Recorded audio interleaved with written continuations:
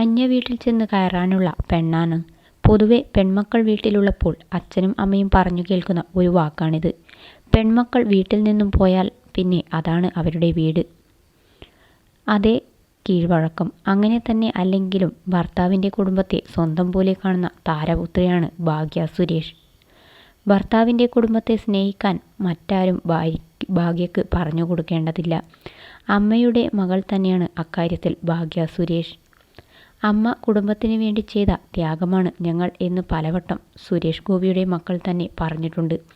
ആ അമ്മയുടെ മകൾ ആകുമ്പോൾ ആ പാത പിന്തുടരുന്നതിൽ അതിശയമില്ലെന്നാണ് ആരാധകർ പറയുന്നത്. അച്ഛൻ്റെയും അമ്മയുടെയും സ്പെഷ്യൽ ഡേ ആഘോഷിക്കുകയാണ് ശ്രേയസ്. ഇത് ആഘോഷിക്കാൻ മുൻപന്തിയിൽ നിൽക്കുന്നതാട്ടെ ഭാഗ്യയും. ആദ്യ പൊങ്കാലയും വിഷുവും എല്ലാം ശ്രേയസിൻ്റെ വീട്ടിലാണ് ഭാഗ്യ ആഘോഷിച്ചത്.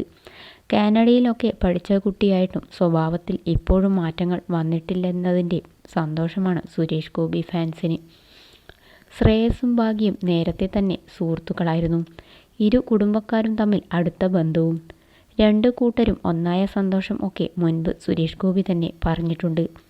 ഭാഗ്യ ആരാണെന്നും എന്താണെന്നും മനസ്സിലാക്കി അവളെ ഒട്ടും ചേഞ്ച് ആക്കാതെ തന്നെ സ്വീകരിക്കുന്ന കുടുംബമാണ് ശ്രേയസിൻ്റേത് എന്നാണ് വിവാഹം കഴിഞ്ഞ വേളയിൽ കുടുംബം പ്രതികരിച്ചത്.